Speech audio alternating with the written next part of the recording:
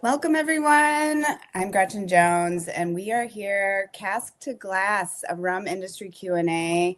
Ian Hoyles joins us, and he's going to talk about raw materials and fermentation, maturation and aging, and transparency and additives, and a lot more. Ian, thank you so much for joining us. Please. No problem. Hi, I'm Ian Hoyles. I work for Distinct Distillers based in Shropshire Hills in England. I'm the Cask Director there. So anything to do with bulk production, casks, rum, whiskey, a bit of everything, maturation, storage, all that kind of stuff I work with on a daily basis. So previously have about 10 years experience for maturation spirits in particularly rum for my previous company, which is the Main Rum Company based in Liverpool. So I built up a breadth of knowledge from there, and I've taken it into my new role as Cask Director at Distinct. Awesome. Welcome. Thank you so much for joining. And we're here to just do a Q&A. So I'm going to ask you questions, and we're going to learn all things rum. All right. So let's start. Okay. So for viewers new to rum, how do you define rum in the broadest sense? I think probably the broadest way to explain rum is probably by a definition. And so the EU rum definition would state that it is a spirit produced from sugarcane. And that can be of 3 different varieties. So it could be from sugarcane juice, which is pressed cane. The juice comes out and then it starts fermenting as soon as it's pressed. And then you would go through another refining process and you would have syrup. And last would be obviously another byproduct of sugar production, and that's molasses, which is probably the most broadly used raw material for producing rum. Interesting. All right. Why is rum one of the most diverse spirits categories in the world? I think it's probably down to the diversity of raw material. So in terms of your variety of sugarcane, that's one area. Obviously, the 3 different ways that it can be produced from raw material in terms of cane juice, syrup, and molasses. But probably one of the biggest drivers, I would say, is probably fermentation. And this could be anything from 24 hours to 4 weeks if you want. It could be even longer. There's no kind of specified fermentation time. So there's those key aspects which I think drive the diversity. So, you can have a kind of Spanish style rum, which could be anything from 24 to 72 hours. Traditional Caribbeans are maybe 3 to 7 days. High esters are like 2 to 4 weeks. So your Jamaican funky rums, these take a lot more fermentation times to be able to develop certain chemical compounds, esters and aldehydes, various different things to make them more complex. But I think also maybe the way in which it's produced. So, you like your distillery equipment. So, you can produce on single pots, double retort pots. If you look at Guyana, they've got heritage stills, which are actually partly made from wood. So the green heartwood, which is indigenous to the country. Then you have like coffee columns, multi-columns, which are big industrial systems. And then you can have lots of different hybrid systems. At Distinct Distillers, we use I-stills, which are Dutch made, but they're stainless steel stills with columns on top. And then they're packed with copper waffles and copper springs for the copper contact. So there's all these kind of new innovations that's happening for your distillery equipment. So I think that's probably why it's the most diverse category in the world. Yeah, you can do so many things. Yeah, that's it. There's just a blending pot of different things you can do. Mm-hmm. Okay, so I guess let's go back. What drew you personally into rum, and what keeps you in it? So I think in my first role in the industry, which God seems like a long time ago now, I think it was actually drawing casks samples in the warehouse, and then actually nosing the liquid. So understanding the aromas that were coming from the cask, and the inherent quality that was there. It was like, just an awe-inspiring moment, like, because it's just something I'd never seen before. So other products, you see like Captain Morgan's and all of these other kind of rums that are around, or Woods, or various different things that are out there, Bacardi, and then you try something like, I don't know, like a DOK that's been aged for 20 years in a French oak cask, and you nose that and you just think, wow, it's just that kind of thing. But then obviously when you look into the diversity of the offerings in single cask, the raw materials, the production, the culture that goes behind it all, the origins, and how much it's actually in the actual culture of the country of where they're producing from, it's, and the fact that it can just be produced anywhere, that produces sugarcane. In fact, you don't even need to have sugarcane. You just import molasses and produce your own rum. So, it's those types of things that got me really interested. But inherently, it was the quality of the spirit and just how drinkable it was. Even cask strength at like 60% vol or 55%, it just didn't even taste like high strength alcohol. Which can be a dangerous thing. But it's truly enlightening.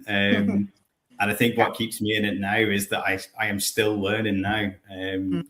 Starting at Distinct just over a year ago now, I've kind of gone from sourcing, operational, cask fillings, all of these types of things, inventory management, sensory evaluation, now going into almost like going back to the beginning, if you like. So starting with raw material, going through the fermentation process, understanding it, how to work on a microbe level and a bacteria level, which I never really fully understood how difficult it was, but I do now.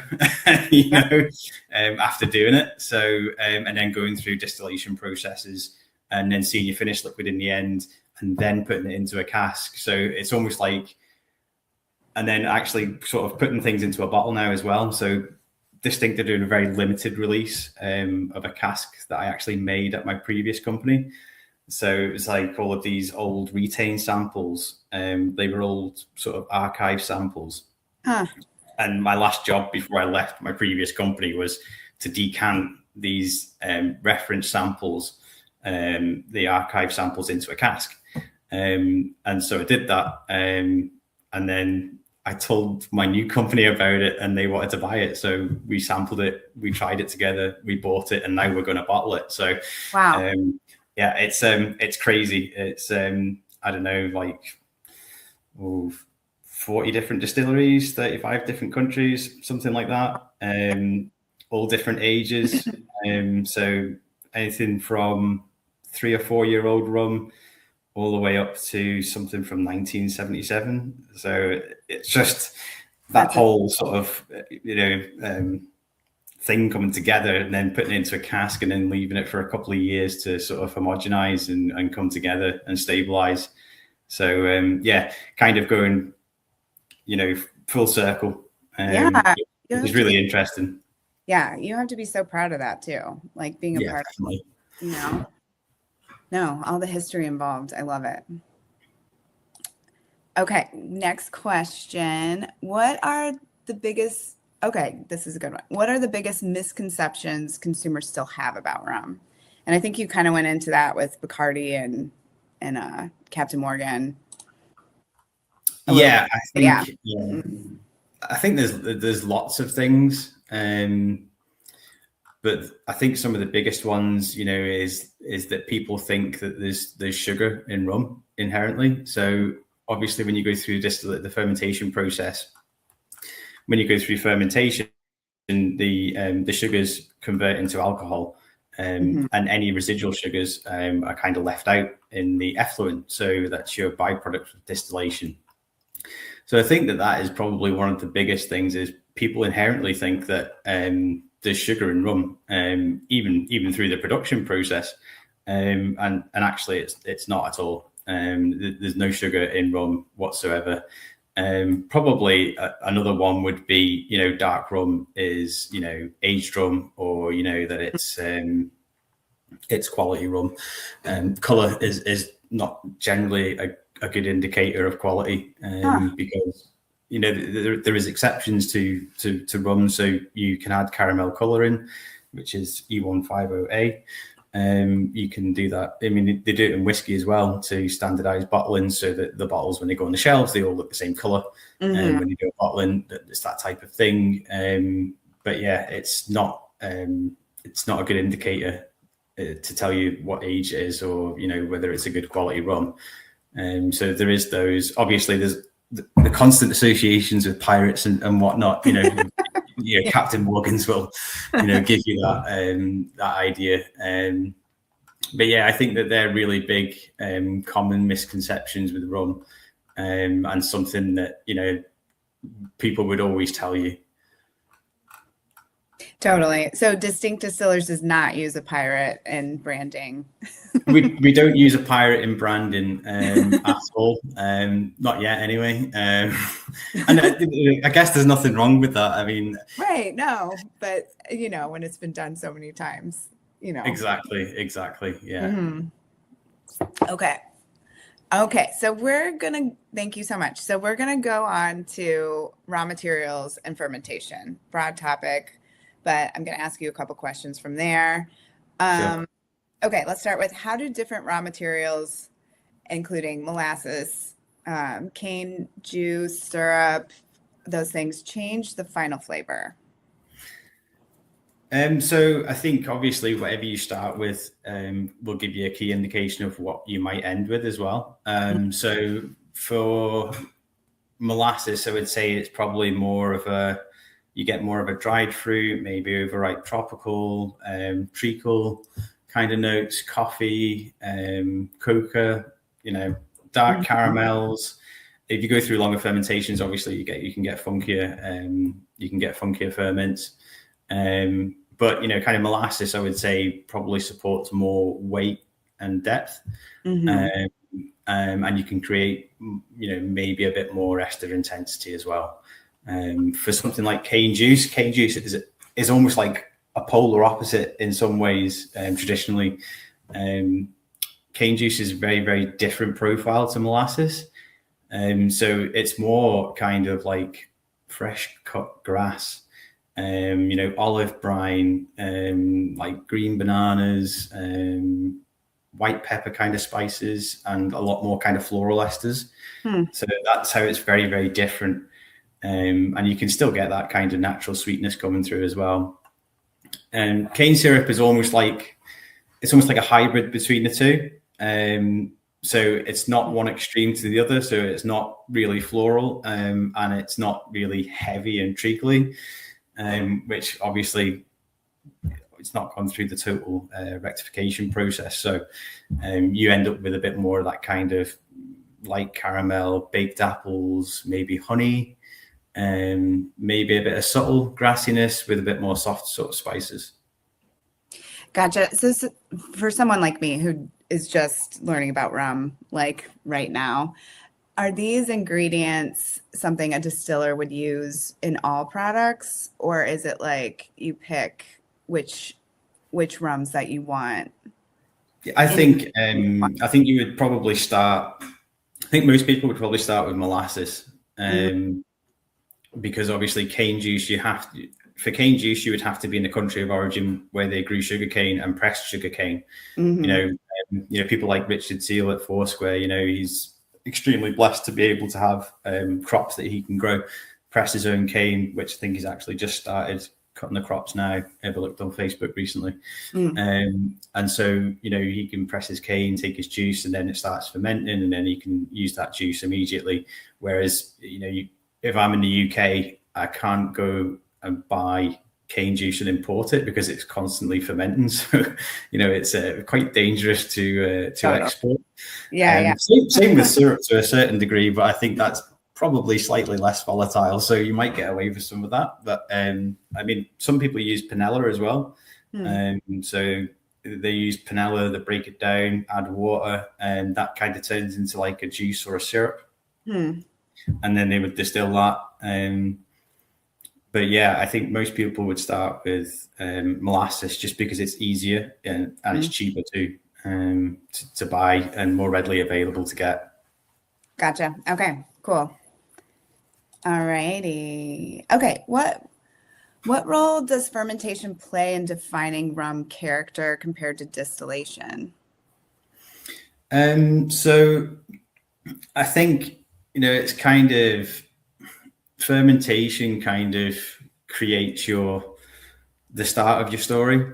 And, you've got a full kind of palette of flavors that you could, get from your fermentation.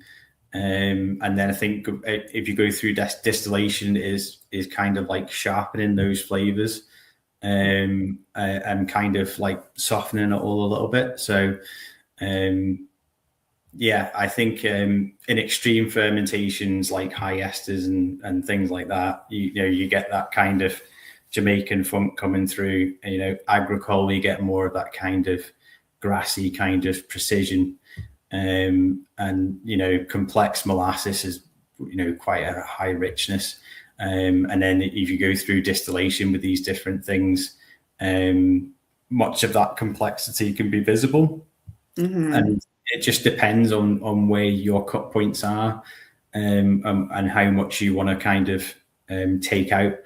So whether the final spirit's going to be light or heavy or oily, it kind of depends on all of those cut points. So you have your early heads, which are kind of like aldehydes, quite sweet kind of notes. But obviously, this in your head, you can get quite nasty alcohols in there as well that you don't want. So, and then you go through to your hearts, which are more the kind of the ethanols and more desirable congeners that you like. And the tails, you kind of get more of those fusel, heavier kind of oily compounds. And then depending on how much you reflux, it'll depend on how clean your spirit is or how much texture you have. And the less reflux, preserves some of the heavier congeners. And then also just depending on how many passes you do. So if you do like a strip and run and then you do a distillation process, then you strip out some of the congeners in your first run. But if you just do a single run, then you'll keep a lot more of the heavier stuff through. Then obviously it just depends on what distillation process you're using. So if you're using a pot still, that'll keep more of the heavier compounds in. Yeah. And then if you're doing a column still, then that'll rectify it more. So then, obviously you would take a lot of the heavier stuff out and leave some of the lighter fruitier esters. But yeah, essentially you can use the same. You could use the same fermentation process and get completely different results depending on the distillation process that you use. So that's what's quite intriguing for me, learning all about this kind of stuff now. I mean, you kind of know about it, like just through just from tasting cask samples and stuff like that and understanding processes, but it is very, very different when you go through it. I mean, what I would say as well is that you can still have really heavy column still runs. So we've got a really heavy column still run that we do, and it's got a really high volatile content. So, our pot still is maybe something like 800 total volatiles. And then the heavy column is somewhere in the region of 550, 600 total volatiles. So you can see just in your total volatile compounds, that's still quite a heavy rum. 800 in total volatiles is comparative to maybe like a Port Morant, which is a double wooden pot still from Guyana. Okay. So that kind of gives you an indication in terms. It doesn't taste the same, but it just depends on the heaviness. So in terms of the weight of liquid, then that's comparable to that. So. Gotcha. No, I'm nodding like I know exactly what you're talking about. But it's okay. I'm talking like I absolutely know everything I'm talking about. I don't. I'm still learning. Same. No, this is so interesting to me. Okay, let's We have so many questions to get through. Let's keep going. Okay. Sure. Okay. You may have gone through this already, but can you explain the importance of yeast selection and bacterial activity in rum? Yeah, so I mean, yeast selection, Mm-hmm. it can determine the character of your rum. So, obviously the yeast converts your sugars into ethanol, producing higher alcohols, esters, and lots of other congeners that define the aroma and the flavor and even the mouthfeel too. Mm-hmm. So different yeast strains, whether they're sort of wild or cultured, they can determine whether your rum develops, like tropical fruits. So, like if you have like a standard baker's yeast, through fermentation, you might be able to develop some really good esters through that. Prolonged fermentation, we've done studies on even just using a standard baker's yeast with closed fermentation. You can double your esters by sort of doubling your fermentation time almost. That doesn't necessarily mean that they turn into, estery funks. So, Yeah. you can have wild yeasts that can do that more readily. But then obviously your control of that yeast is different. So baker's yeast is really kind of sturdy stuff, so it can handle a lot of different stresses. Whereas wild yeast might not, and then over the bacteria that gets introduced, it can affect that in a negative way. So it's a very, very fine balance, I think, between using different yeasts and using standard yeasts. But I think it all just depends on what your fermentation parameters are, like your temperature, your nutrient availability, the duration to further modulate the compounds. Meaning you can have two different rums distilled in the same way that can be radically different in the fermentation regimes diverge. So yeah, I mean, longer fermentations generally lead to more robust, heavier rums because obviously it's developing more acids as it's going through. So yeah, and it can unlock quite a lot of different flavors as you go through longer fermentation processes. And the bacteria kind of works alongside the yeast as well, and it can be quite subtle, but it can sculpt a lot of the flavor as well. So lactic acid and bacteria balance, pH, and these all create like soft acidity notes. And acetic acid, bacteria produce volatile acids that interact with the yeast to generate more kind of tropical funk notes. And you can increase these types of complexities, especially through using sort of like dunder or muck pit systems, where the microbial contributions influence the ester formations, even the mouthfeel, and even how the rum develops in cask over time as well. So I mean, there's just so much to it. there's so much to learn as well. But that's kind of part of what I do at Distinct now. So, we've got a new yeast that we've ordered in for a trial, which is like an Espome yeast. So, that is one trial that we're going to use through our standard fermentation process to see how that actually changes the end product of the rum. So we've got a standard 3-day close tank fermentation with, I think it's like 28 degrees temperature. So we're going to use that yeast, slightly lower temperature, but under the same conditions, and then run that through the similar distillation processes, and then see how that alters in terms of our flavor profile. Okay. And then as we go forward, I've got aged dunder as well. So we've got aged dunder that we're waiting to develop. We will use a mix of that. We've got our own molasses acid that we've made, which is open top, aging sort of in a cask, basically. So it's going to have a lot of wild bacteria messing around in there with the dunder as well. I mean, the dunder is really crusty now. So I'm working out formulations of, acid, molasses acid, dunder, and then standard ferment. And then we'll use the new ferment too with the new yeast.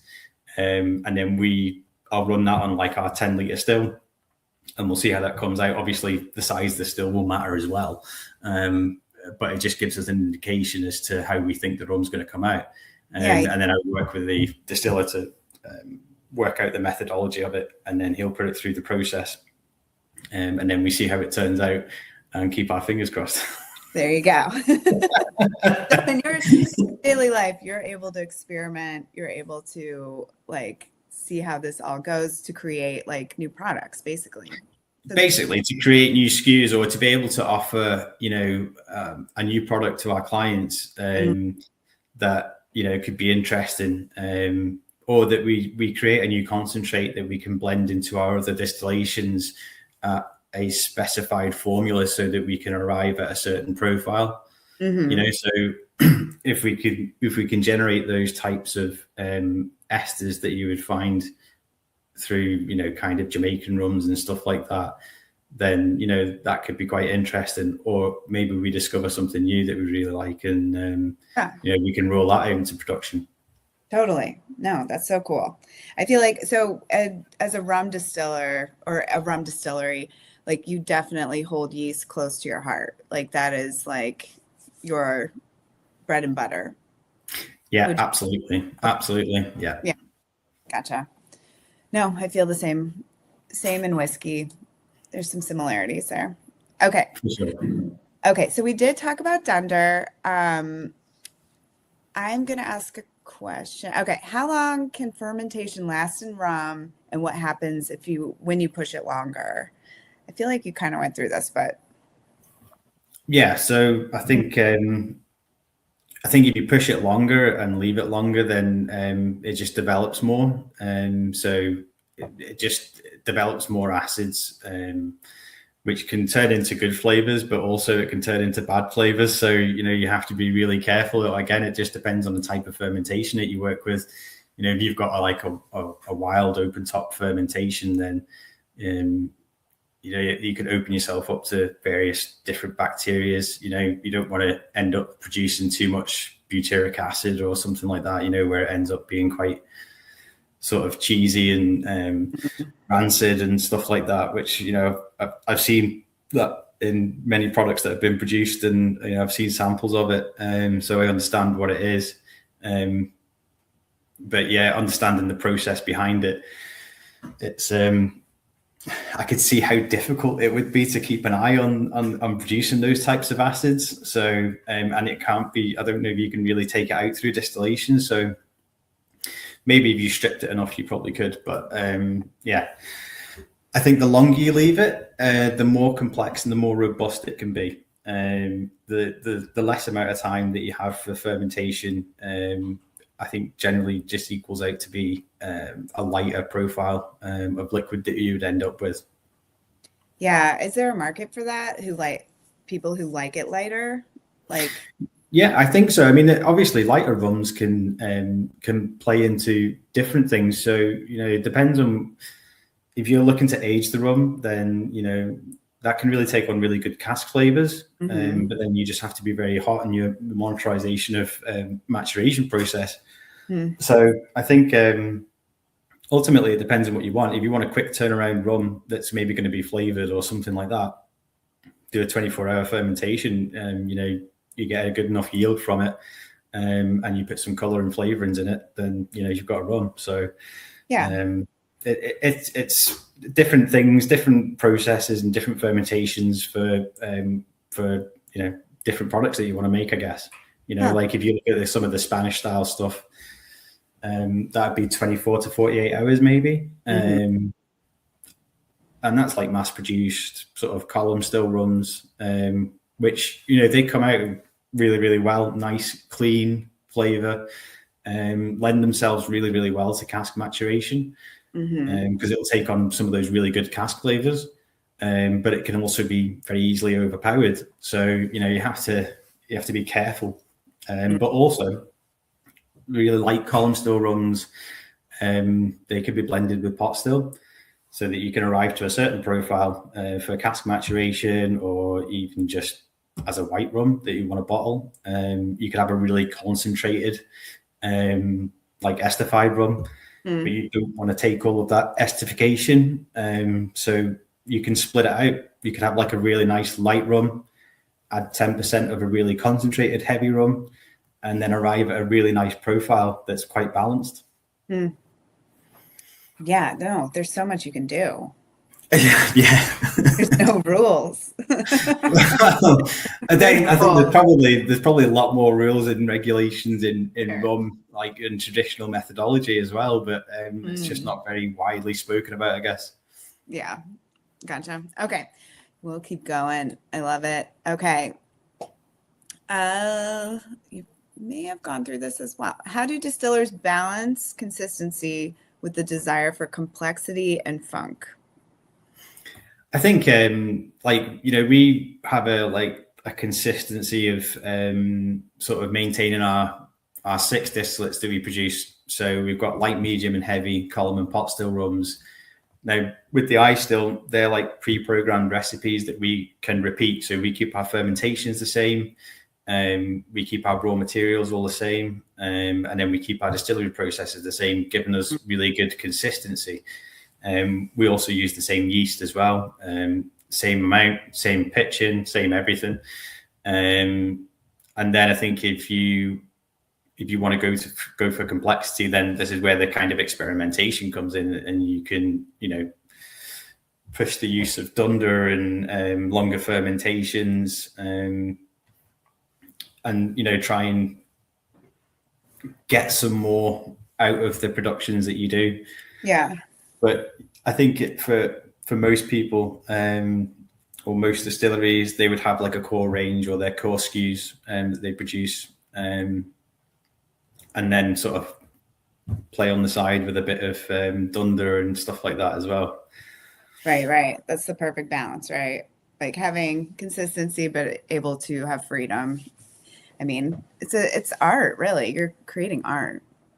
Yeah, I think it's for a lot of distillers, there is some really, really great craft distilleries all over the world, that produce some amazing liquids. You just think, even from doing what I do, it's just like, how have you come to that? How have you come to that liquid through your fermentation? And then somebody's got these big wooden vats of dunder that is like 2 weeks old and 10 weeks old, and then they do a mix. Okay. So Scotch rather than bourbon, right? Yeah. Okay. Well, I think probably if we're talking about Scotch, then the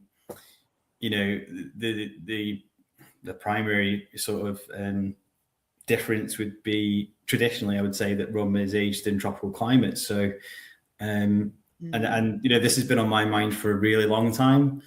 But how would it be for a Scotch whiskey, or just a whiskey made in Scotland, then sent out to Jamaica and aged for a couple of years? How would that work? I mean, that's just right. I've been thinking about it for a long time, and just think, well, maybe I'll just buy a cask and just ship it out to Jamaica and see what happens. Well, you can't call it Scotch, but totally. I don't know what you would call it. Jamaican whiskey? I don't know. You just invented. I'm not quite sure of the rules and regs on that type of thing, but anyway, it'd be really interesting. Humidity and the environment, yeah. Exactly. Yeah. So your cask interaction is really different in tropical climates, and it can really affect the extraction rate, the oxidation, and the concentration as well. So like most tropical climates or subtropical environments, higher temperatures and humidity accelerate the chemical reactions, resulting in faster wood extraction and ester development, and evaporation, which can be anywhere from like 6% up to 12% for the angel share, which is, quite a lot. So if I sent a cask of whiskey out to Jamaica, I might not have much left after a few years, but it might taste really good. Yeah.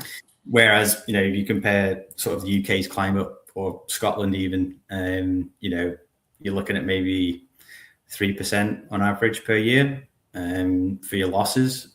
So evaporation losses are much lower. Your raw material influence as well. So, rum would carry more esters over, and more acids and more congeners. So you've got more of a higher congener content. You could have much longer fermentations as well. And so, the maturation process is more about refining and harmonizing, chemically rich spirits, as well as lighter spirits. But, whiskey's probably distilled to maybe a slightly more neutral profile, rather than a standard, sort of rum. And it would develop a lot more slowly in cask, given the climate and things like that as well. With tropical maturation, you get a lot of deep color. There's those kind of intense vanilla and caramel and coconut flavors coming through, and tropical fruit notes. And whiskey's a lot more slower. It's a lot subtler, and it's a lot more kind of malt driven flavors over longer periods of time. So, yeah, that's what I would say. When you're aging rum in casks, are you rotating the casks? Like, what does that look like? Because I'm just used to American bourbon. So you mean, so like in American bourbon, they might blend and vat and then refill? So I think depending on your scale of operation, that is something that you would probably do. Just because obviously if you age something for 10 years, you could lose 30% of your cask. So what happens then is you have a lot more air in the cask, which means that your spirit is going to evaporate a lot more quickly as well. And then if you've got, like, say you had 100 casks of one particular produced rum, you leave it for 10 years, you're maturing it in the UK, say, then you've lost, 30 casks worth. Then you've got 30% air in your cask as well. So your oxidization rate's going to go up. Everything's going to go up. Your evaporational losses are going to go up. So really, if you want to have consistency and standardization over the remaining casks that you've got left, then you would probably want to blend, vat, and refill back into the same casks. Gotcha. It just helps to, keep your 100 cask investment in terms of value, but then also the consistency and maturation. So, all casks will act slightly differently. They will, depending on your sourcing of casks. And that's quite an important part as well. So, your supply chain in terms of your casks, where you get them from, and then periodic refillings or vatins. So, if you want to keep the consistency in your maturation as well, then, you'd blend and vat after 10 years, refill, then you have, 100% casks. Maybe you've got 30 less casks out of 100, but, they'll have another good 10 years to mature, where you might lose a little bit more. But if you can do your operations quickly as well, so if you vat those 100 casks into 70 casks within a couple of days, then all your casks are really wet already, right? Because they've been disgorged. So your initial losses when you first fill into a dry cask, you may be like 4 or 5%, because the wood will get engrossed from the liquid going in initially. So it reduces those losses as well, and it gets you to keep more of your product, and then all of your product is more standardized to a certain degree as well. Wow. No, interesting. Big question. I could probably go on a bit longer with that if I wanted to. It's all good. No. Okay. Okay. Let's go to, I like this one. What types of casks are most interesting to work with right now? Well, I think there's lots. I mean, one that I would be particularly interested in working with is acacia at the moment. But you see a lot of ex Oroloso, Pedro Jimenez, which is really good for that kind of dried fruit, nutty and sort of oxidative richness that you would find in those types of previously seasoned liquids. Port and wine barrels, they give you a bit more of those kind of juicy, fruity notes. French oak is really quite good. Very lightly toasted French oak with a good, highly volatile compounded rum would work really, really well. I've seen that work very well in the past. I quite like ex-cognac as well. Ex-cognac are really, really nice to work with. Quite elegant, really nice stone fruit kind of vibes coming from those, with extra layers of spice that you get from like the French oak itself. The French oak gives you a lot more color as well, because it's a lot more tannic than a standard like Quercus alba, like a white American oak. And like a European oak is somewhere in between white American and French oak, I would say. So I quite like the Cecil wood. That's quite nice European oak. And then obviously using virgin oaks. So we used quite a few different virgin oaks in ours, they're all American, but they're virgin, like char level 3. And that can really affect it. I mean, it's quite stark, the amount of color that you get from virgin oaks. And the extraction is really, really quick. So, yeah, I think those kind of classic approaches for ex-bourbon, which is very, very standardized, and it's been used for decades upon decades, many, many, many years. That's something that is familiar to a lot of people, I think. But even things like beechwood, I see a lot of people using Japanese oak, Mizunara, even like cherry blossom wood, which is extremely floral from my experience, and cedar wood, which is like just chewing on sawdust from what I've tried. It's very, if you have a very, very highly volatile, distinctive spirit, then you might get away with it for a while. Swedish oak was another one as well, but it's very, very porous. It can break down really quickly. So, but they are all very interesting. They all have their own flavor attributes, I think.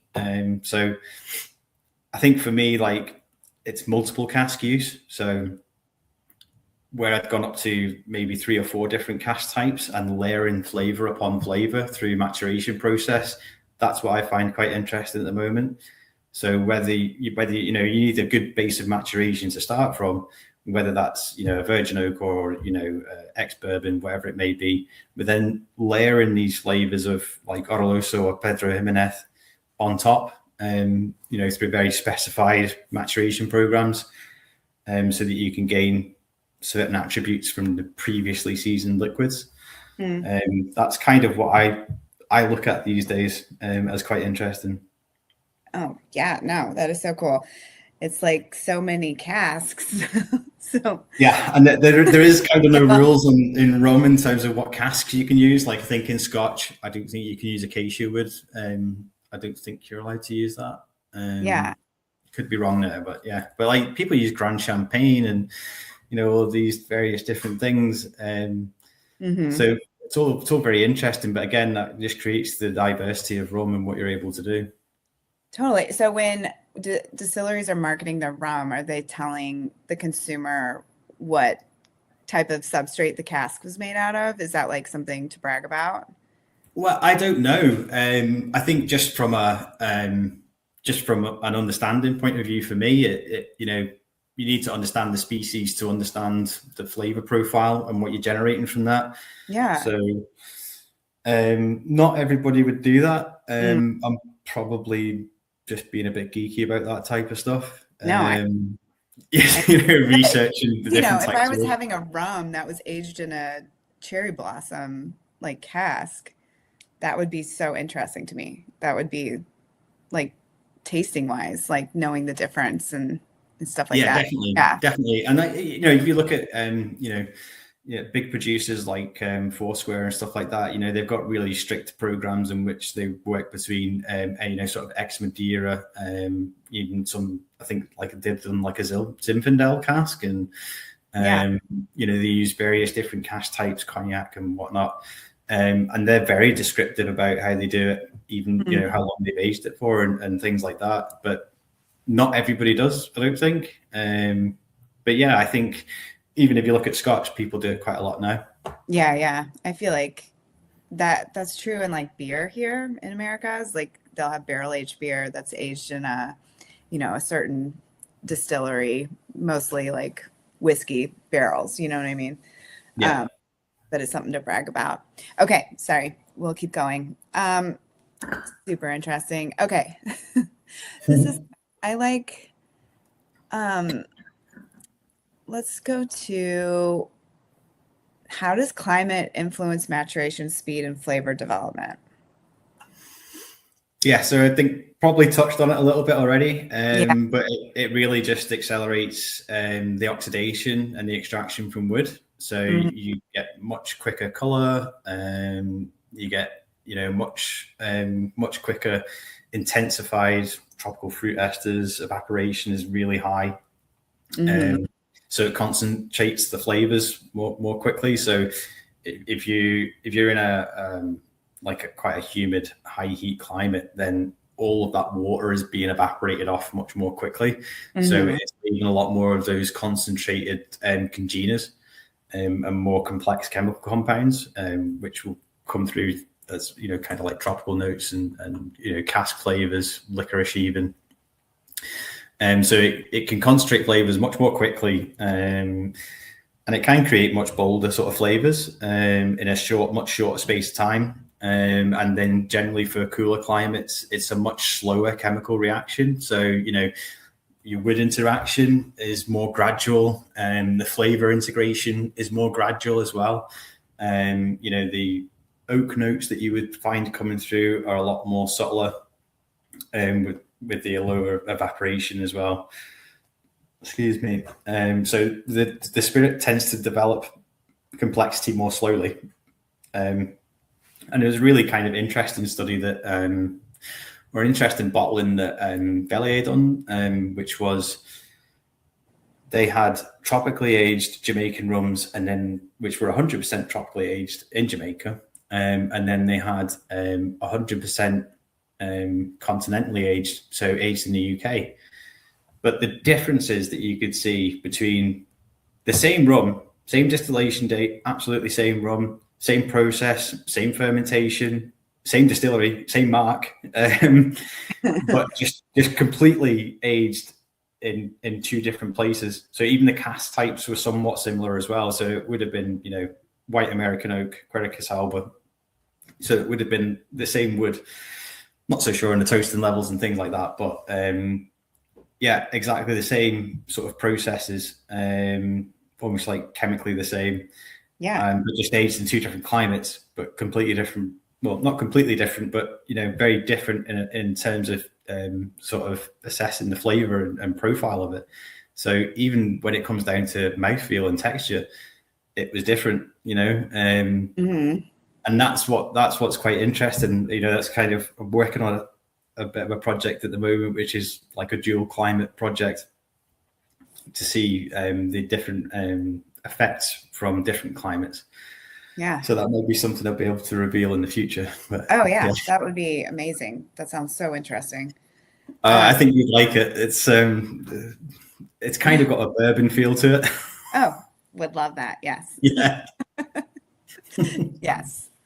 Okay, so I want to make sure we get to some transparency and additive questions here. So moving on, let's just go. How can drinkers identify transparent, well-made rum? I feel like we went through this, but yeah, this is helpful. I think well-made rums is sort of focusing on the production, the honesty in the provenance, sensory integrity for it, and key sort of signals of that could be the labeling of products, so whether the bottle specifies the raw materials, whether that's molasses, juice, or syrup, or maybe somebody's used beets and calling it rum, and they've used I don't know, panela or I don't know, whichever. I don't know, just refined sugar, but also provenance and distillery transparency. So, the origin of the rum, the distillery, and even sometimes like the fermentation or the yeast types used. I've seen that disclosed on various different bottles. And, maybe just showing the producers sort of commitments to honesty in how they write about their products. Mm-hmm.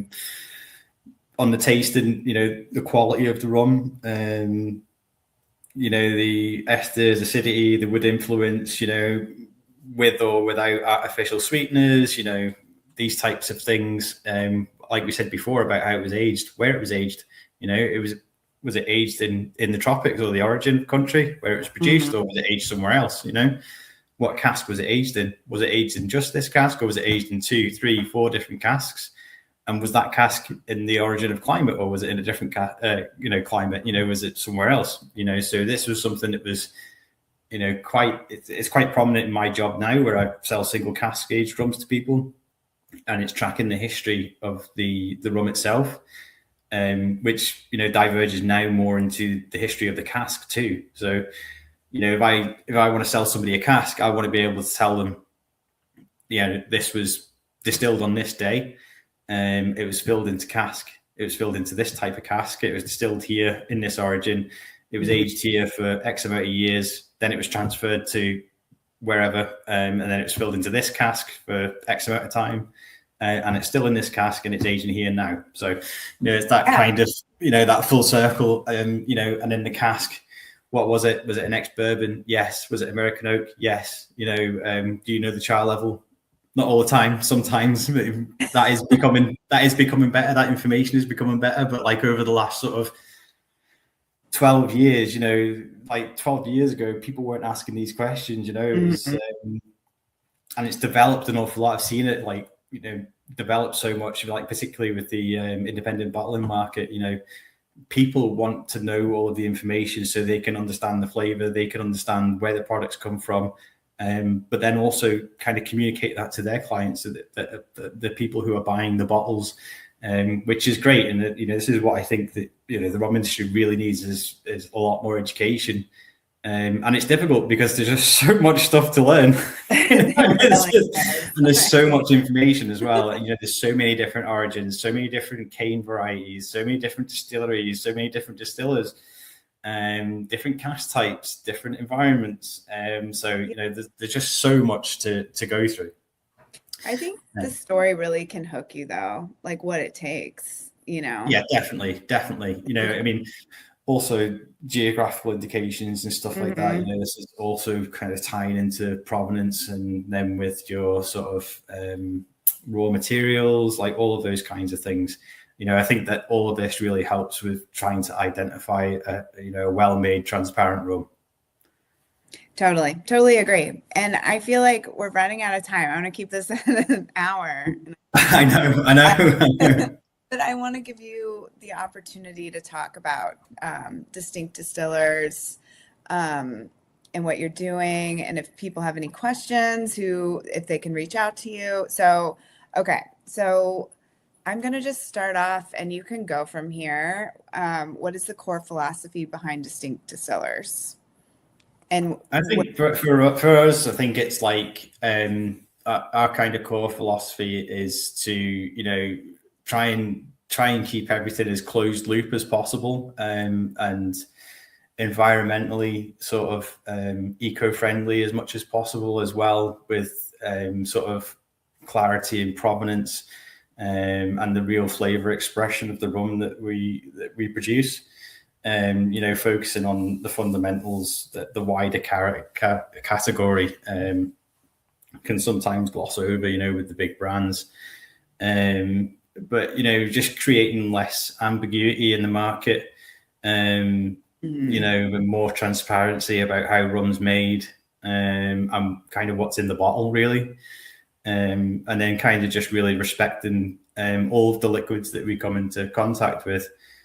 So whether that's something that we imported from another craft distillery, or a bigger distillery, or something that we've made ourselves, it's just about treating it with respect, looking after the maturation of these different liquids, constant monitorization, to make sure that we can age products for long periods of time, and then really just put really good products into the market for people. So whether that's selling to independent bottlers, or cask portfolio programs that we build for people, that they can mature on site with us, then it's all of those types of things.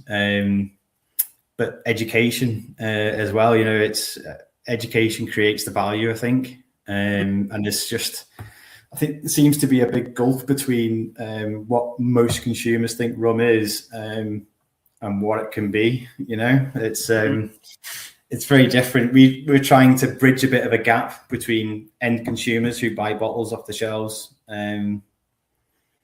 to producers like ourselves, and helping people to understand the different provenances, the different aging climates, and the cask aspects, the maturation programs, all of these different things.